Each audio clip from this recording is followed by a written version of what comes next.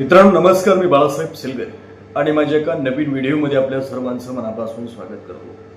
मित्रांनो, सध्या महाराष्ट्रामध्ये 29 महानगरपालिकांच्या निवडणुका चालू आहेत आणि आपण जर बघितलं तर या सर्वांमध्ये असणारी आकर्षित कोणची महानगरपालिका असेल तर ती आहे मुंबई महानगरपालिका।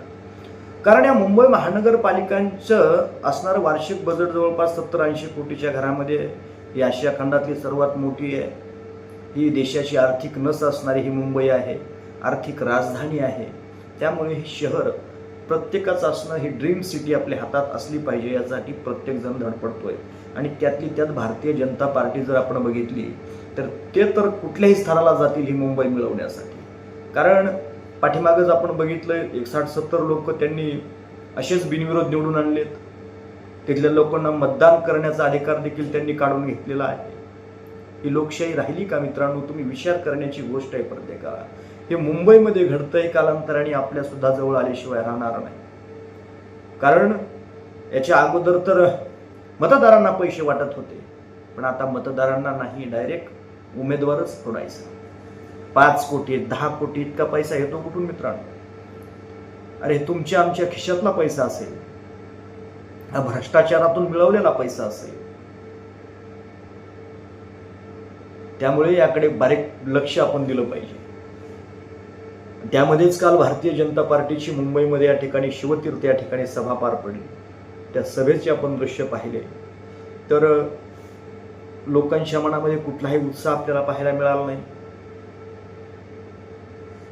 त्या ठिकाणच्या मुंबई तक नावाचे रिपोर्टर असणारी चॅनलच्या रिपोर्टर अनुजा धाकरस यांनी काही लोकांच्या प्रतिक्रिया घेण्याचा प्रयत्न केला तर ते लोक अगदी परप्रांतीय, त्यांना काय बोललो हे समजत नव्हतं, कशाला आलोत हे सुद्धा माहिती नव्हतं। इतकं भारतीय जनता पार्टीचं असणारं पितळ उघडं पाडण्यात आलेलं आहे। कारण तुम्ही हेच करू शकणार, गर्दी जमवायची, पैसे देऊन गर्दी जमवायची, लोक दुसऱ्याच्या पक्षातले फोडायचे, पैसे देऊन फोडायचे किंवा कारवाईच्या भीतीनं फोडायचे। अरे धंदे तुम्ही कवर चालणार आहे तुमचे धंदे? आणि हिंदुत्वचं सुद्धा एक ढोंग भारतीय जनता पार्टी करते। कारण अरे उघड तुमचा असणारा तो रावसाहेब दानवे गायी कापण्याचं समर्थन करतोय, हे आहे का तुमचं हिंदुत्व? गायी कापा, मी जोपर्यंत आहे तोपर्यंत खुशाल कापा, हा रावसाहेब दानवे बोलतोय। फक्त राजकारणापुरतं तुम्ही हिंदुत्व करता का? मित्रांनो, हे प्रत्येकाला कळालं पाहिजे। कारण हिंदुत्वाच्या नावाखाली असणारं मुंबईमधून मराठी माणसाचं अस्तित्व कमी करण्याचा डाव असणारा भारतीय जनता पार्टीने आखलेला आहे। कारण अरे आपण साधं फिरायला जर मुंबईला गेलो तर आपल्याला मराठी माणसाचा पाहायला सुद्धा भेटत नाही। तुम्ही ऑटो रिक्षामध्ये बसलात तर हिंदी, कुठं वडापावच्या गाड्यावर थांबलात तर हिंदी, इकडं फिरलात हिंदी, हिंदीशिवाय काहीच नाही। मराठी माणसं गेले कुठं?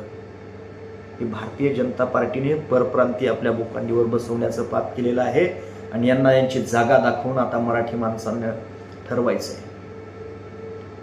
कारण ह्या लोकांचे स्टेटमेंट सुद्धा बघा मित्रांनो, तो अण्णामलाई आला कर्नाटकचा, म्हणतो तो मुंबई महाराष्ट्राचा भाग नाही। अरे आम्ही रक्त सांडलं या मुंबईसाठी, 107 आमचे लोक या मुंबईसाठी हुतात्मा झालेले आहेत। सहजासहजी मिळालेलं नाहीये आणि याचा स्वाभिमान प्रत्येक तरुणाला असला पाहिजे, अभिमान असला पाहिजे। त्यांचा डाव मित्रांनो वेळीच ओळखला तर असणार आपण या मुंबईमध्ये टिकणार आहोत, नसता कधीच बाहेर फेकले जाऊ याचा पत्ता सुद्धा आपल्याला लागणार नाही। ज्या वेळेस मुंबईमध्ये मराठी माणसावरती अन्याय होतो त्यावेळेस सन्माननीय राजसाहेब ठाकरे, उद्धवसाहेब ठाकरे कुटुंब सुरुवातीला धावून येतं। कोण बोललो हिंदी सक्तीच्या विरुद्ध बोललो का? हे तर लोक त्या शहाणी मोदीच्या दावणीला बांधलेले लोक,